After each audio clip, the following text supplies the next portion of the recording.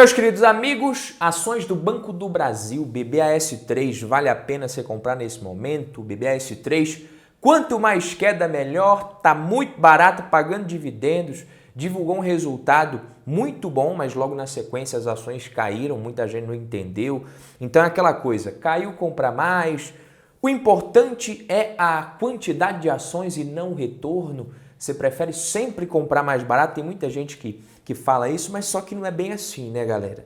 Não é essa coisa de, eu prefiro comprar mais barato sempre, caiu, compra mais. Se você escolher uma ação horrível para sua carteira, você pode ter certeza que você vai ter a chance de comprar ela mais barato sempre, até o dia que ela não vale nada mais e nem comprar mais você consegue. Então não é bem assim. Também não estou dizendo que essas coisas estão totalmente erradas, mas esse vídeo vai te ajudar a pensar mais com foco no médio e longo prazo como investidor. O que realmente você tem que olhar aqui? O preço geralmente é a última coisa. Então quem já é de casa, deixa o like aqui no vídeo. Se você é novo por aqui, eu sou Badu Vieira, analista de valores imobiliários, para mais um vídeo do Valor em Ação. E vamos direto ao ponto, olhar aqui os resultados do Banco do Brasil. O Banco do Brasil divulgou recentemente o melhor primeiro trimestre da sua história. Lucro líquido aqui de 9,3 bilhões de reais, um crescimento de 8% em relação ao mesmo período do ano anterior. Resultados consistentes, disciplina na execução da estratégia, negócios integrados, bom retorno ao acionista e geração de valor para toda a sociedade. Outra coisa que a gente precisa olhar aqui, que eu gosto muito de falar quando a gente está falando de Banco do Brasil, líder no crédito consignado e no agronegócio, inadimplência abaixo da média do sistema financeiro nacional, a carteira de crédito ampliada de 1,14 trilhão de reais. Não é bilhão, é trilhão mesmo. A força no agro é algo que é realmente muito importante e a gente já vai falar disso mais para frente, mas você vê aqui a carteira de crédito de agronegócios do Banco do Brasil, 372,5 bilhões, crescimento de mais de 15% se você pegar trimestre a trimestre. Então, plano safra com recorde histórico, um banco para cada produtor. Realmente o Banco do Brasil muito forte no agronegócio, eu vou dizer porque eu gosto muito disso no banco. Primeiro banco com compromisso ASG no Guidance, mais de 359,1 bilhões. Isso aqui é legal também porque as pessoas, a sociedade como um todo está dando cada vez mais preferência e valor para esse tipo de empresa alinhada com esses aspectos e valores ASG. Então, quando a gente olha o resultado aqui do primeiro tri, com um lucro líquido de 9,3 bilhões, margem bruta de 25,7 bilhões, a margem financeira bruta, receita de prestação de serviços 8,3 bilhões, despesas administrativas menos 8,9 bilhões, é claro que isso não é negativo aqui, a carteira de crédito crescendo, inadimplência tranquilo, abaixo da média do setor. E quando a gente observa aqui o guidance para 2024, principalmente olhando aqui a última linha, que eles divulgam um lucro líquido ajustado projetado de 37 a 40 bilhões de reais, já realizado 9,3 bilhões. Então, o resultado do banco é realmente muito bom. A gente tem alguns pontos aqui, mas para mim é algo muito pontual, mas um pequeno teste que eu gosto de fazer e que eu acho que você pode fazer para qualquer ação da sua carteira, principalmente as ações que você tem aí focada em dividendos, que você quer montar a sua carteira previdenciária para você receber dividendos no longo prazo. Você pode fazer esse teste com todas as ações da sua carteira com foco em dividendos. Se a maioria das suas ações passarem nesse teste aqui, muito provavelmente você vai ter sucesso na sua jornada de investidor. E eu vou logo aqui abrindo Banco do Brasil para a gente fazer esse teste. São 3 critérios aqui rapidinhos, mas primeiro, você tem que olhar se você tem uma empresa de crescimento lento ou de altíssimo crescimento que você quer analisar, porque aí muda. Quando a gente está falando aqui de dividendos, então provavelmente, se é dividendo que você está buscando, não tem outra coisa para você buscar numa empresa de crescimento lento que não seja dividendos. Então, se você está querendo investir com foco em dividendos, provavelmente você vai estar diante de uma empresa de crescimento moderado ou lento, porque dificilmente empresas de altíssimo crescimento vão pagar muitos dividendos. Então, aqui é o caso do Banco do Brasil. Se é isso que você está buscando, aí sim a gente vai para os critérios que eu estou te falando, que é o crescimento de lucros nos últimos 5 a 10 anos. Então, como é que está o crescimento de lucros da empresa? E quando a gente observa o crescimento de lucros de Banco do Brasil, a gente vê um crescimento de lucro bem interessante nos últimos 10 anos. Com exceção aqui de 2020, que a gente teve a pandemia e todos os bancos tiveram o seu resultado aqui prejudicado por um aumento de provisões, mas o crescimento de lucros é fato aqui no Banco do Brasil. O lucro vem crescendo praticamente como um reloginho de 2016 até o momento, com exceção de 2020, como eu falei. E aí, se os lucros da empresa estão crescendo de forma consistente nos últimos 10 anos, isso é um bom sinal. Por quê? Porque significa que ela tem uma base sólida e que ela está conseguindo melhorar o seu desempenho financeiro. Então, lucros crescentes indicam que a empresa pode continuar pagando e até aumentando os seus dividendos. Beleza? E aí, outra coisa que você vai olhar, depois que você já olhou o crescimento de lucros, vamos para a rentabilidade. Se a empresa está crescendo, gerando valor para o seu acionista, porque não adianta nada crescer destruindo valor. E a gente olhando aqui, observando o ROI médio dos últimos anos do Banco do Brasil, você chega num valor que é interessante, principalmente porque a gente está falando de uma ação que você vai conseguir comprar com desconto muitas vezes. Historicamente, ela negocia com PVP abaixo ali de 1 na média, quase praticamente em linha ali. Então, esse ROI histórico aqui do Banco do Brasil nos últimos anos, ao meu ver, é aceitável. Ele teve uns períodos aqui que o ROI caiu em 2020, 2021 por conta da pandemia, aumento das despesas, 2016, quando o banco estava ali realmente passando por dificuldade, até mesmo com interferências na gestão, o ROI ele não caiu abaixo de 10. Então, o Banco do Brasil ele até aguentou um desaforo aqui, mas num prazo mais longo você vê que a rentabilidade é aceitável. Aqui complementando com o PVP que eu falei para vocês, PVP historicamente abaixo de 1 na média.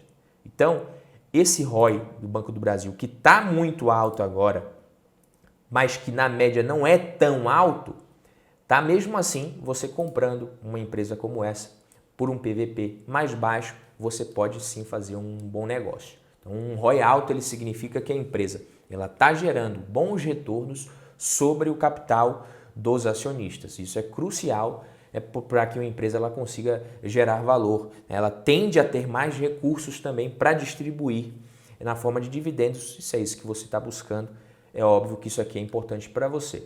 E, por último, mas não menos importante, a gente vai olhar os dividendos crescentes. E olhando aqui o histórico de dividendos do Banco do Brasil, esses dividendos eles são crescentes sim. Mais uma vez, a gente tem aqui 2020, 2016, mas no geral, a empresa distribuindo dividendos consistentes e crescentes. Um dividend yield atual de 8,28% e um dividend yield médio nos últimos 5 anos de 7,3%. Banco do Brasil, que inclusive vai pagar dividendo no dia 11 de junho, já anunciou a Datacom no dia 11 de junho, pagamento na verdade no dia 21 de junho, e a Datacom no dia 11. Então, quem tiver as ações no fechamento do dia 11 de junho vai receber esse dividendo aqui no valor de 16 centavos e JCP de 29 centavos no dia 21 de junho. Quando você estiver analisando outras empresas, aqui não é exatamente o caso específico de Banco do Brasil, talvez, mas recompras e bonificações ao longo do tempo também de forma interessante para o acionista, não é qualquer recompra, não é qualquer bonificação, também é algo interessante de você analisar nas empresas quando você estiver buscando empresas com bons fundamentos para receber dividendos, para você receber dividendos no médio e longo prazo. Mas no caso aqui de Banco do Brasil, especificamente falando sobre os dividendos, a empresa ela aumentou o payout, então para o exercício de 2024, o Conselho de Administração do Banco do Brasil aprovou a proposta da distribuição do seu lucro de 40% para 45%. Aprovou a proposta de elevação da distribuição do seu lucro na forma de dividendos e ou JCP. A decisão foi tomada com base nos balizadores constantes na política específica de remuneração aos acionistas, em especial os resultados futuros do banco, sua condição financeira e necessidade de caixa, a declaração de apetite e tolerância a risco, suas metas e projeções de capital, perspectivas dos mercados de atuação presentes e potenciais, oportunidades de investimento existentes e a capacidade operacional. Então a gente está falando aqui de um dividendo de 45%, de um payout de 45%. Se a gente estimar aquele valor de 37 bilhões do guidance, 37 vezes 0,45, já estamos falando de mais de 16,5 bilhões. Se o Banco do Brasil conseguir bater a faixa, o valor mínimo ali da sua faixa que ele divulgou no seu guidance de lucro líquido para esse ano. Esse valor aqui, ele já representa mais de 10% em dividendos, se você for ver. Por que eu estou falando isso? Porque você olha aqui o valor de mercado do Banco do Brasil nesse momento, qual que é? É de 160 bilhões de reais. O valor de mercado do banco, você está pegando mais de 16 bilhões, é basicamente 10%. Poucas empresas vão pagar 10% de forma sustentável em dividendos para você. Esse ano, provavelmente, o Banco do Brasil será uma delas. P sobre L nesse momento de 4,91, PVP 0,92, como a gente já tinha visto. É um ROI bem bacana. Então é isso que eu gosto de olhar em uma ação quando eu estou pensando em continuar fazendo aportes, em manter minha posição, aumentar minha posição ao longo do tempo, manter a minha alocação estratégica e não simplesmente o preço caiu, compra mais, não interessa o retorno, foca na quantidade de ações, não. Não faz sentido nenhum você simplesmente determinar um objetivo, eu vou acumular 50 mil ações de Banco do Brasil e vai fazendo seus aportes e no meio do caminho ali os fundamentos vão se perdendo e você vai continuar com aquele objetivo, vai continuar comprando ações de uma empresa que está perdendo fundamentos. Não faz sentido nenhum. O que você tem que olhar é esse tipo de coisa.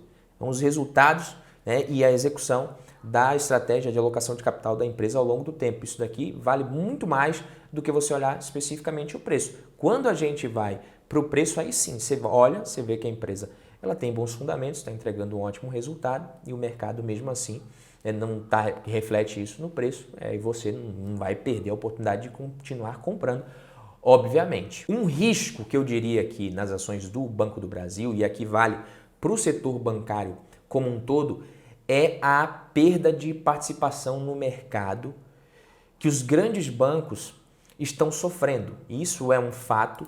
Você pega aqui esse estudo de market share dos bancos e você percebe que os grandes bancos perderam muita participação. Era de 100% praticamente aqui os 5 maiores em 2017 e isso caiu em 2022 para menos de 43%. Você vê aqui o Nubank disparado ganhando participação de lá para cá, desde 2018, 2019, e os grandes bancos perdendo participação. Só que isso daqui a gente está falando de crescimento percentual de receitas de transferências realizadas pelos bancos. Quando você observa o crescimento percentual de transferências realizadas por banco, a mesma coisa, né? Nubank crescendo, o Itaú aqui, a Caixa Econômica diminuindo, Itaú diminuindo, Bradesco diminuindo, o próprio Banco do Brasil também, quando você olha, diminuindo, market share de bancos para pessoas físicas, Nubank ganhando muito market share aqui e os grandes bancos perdendo 57,52% de mercado em 5 anos. Isso está acontecendo, só que a bomba do retorno dos bancos realmente é no crédito. E quando a gente olha a participação dos maiores bancos no crédito, a perda de market share está acontecendo, mas de forma muito mais lenta. Aqui a gente pegando os 5 maiores bancos comerciais, em 2021 eles tinham 81,4% de participação no crédito, sendo que em 2016 essa participação era de 85,7%. Então essa queda é muito mais gradativa, muito mais lenta. Eu não tenho dados extremamente atualizados, mas quando você observa nos últimos 3 anos, e aqui já pegando 2020, 21 e 22, essa participação saiu de 59,4% para 59,3% para 59% em 2022, e aqui o Santander deixou de ser considerado depois que o Banco Central adotou uma nova metodologia para medir a concentração, que considera as 4 maiores instituições financeiras do país e não mais as 5 maiores. Então você vê que essa queda de participação é um fato, isso está acontecendo. A tendência é que talvez até se acelere um pouco mais, mas ela é muito mais lenta do que o market share das transferências realizadas por banco, obviamente. Então uma coisa são as transferências, todo mundo usa e tal. Outra coisa é o crédito, que é o que realmente coloca lucro e muito lucro nos bancos, no bolso dos bancos. E quando a gente compara o crescimento de lucros dos bancos nos últimos anos, você vê aqui, ó, Banco do Brasil, com um crescimento de lucros muito interessante nos últimos anos, maior até que o do próprio Itaú, e Bradesco e Santander, que são bancos privados, perdendo essa briga feio para os dois. Então o Banco do Brasil realmente nos últimos anos, de parabéns, resultados muito sólidos, consistentes. Comparando aqui os outros filtros aqui de indicadores, o Banco do Brasil ganhando a briga em praticamente todos eles também, nos principais. Então, sem dúvida nenhuma, é um banco que tem seus riscos pelo fato de ser uma empresa estatal, sim, mas com ótimos fundamentos aqui, o Banco do Brasil. Uma coisa que a galera fala também, que não faz muito sentido, é quando dizem que, por exemplo, o Itaú é muito bom, mas que não distribui muitos dividendos. O pessoal tem que entender que não é que o Itaú não distribua dividendos e que o Banco do Brasil distribui mais e que por isso ele é melhor. Não. O payout do Banco do Brasil é de 40%, aumentando agora para 45%. O Itaú, quando você observa, tem um payout até maior do que o do Banco do Brasil. Só que o preço da ação, pelo fato de ser maior, ele faz com que esses dividendos também sejam menores, porque o PVP mais alto, o P sobre L mais alto, então por isso, percentualmente, às vezes o Itaú pagando um dividendo menor. Mas se você observar aqui o payout do banco nos últimos anos, na média ele não é muito menor que o do Itaú, do Banco do Brasil, perdão, basicamente quase a mesma coisa, sendo que recentemente vem até aumentando o seu payout. Então é isso, galera. Na minha opinião, Banco do Brasil, bom crescimento de lucros nos últimos anos, bom crescimento de dividendos, um bom retorno para o acionista. Então esses 3 fatores me fazem acreditar que é uma boa empresa para continuar investindo. Afinal, se trata de uma empresa que não é de crescimento rápido e se você está focado em dividendos, faz muito sentido sim. Esse foi o vídeo de hoje, fico por aqui, vejo você na próxima, tamo junto, valeu!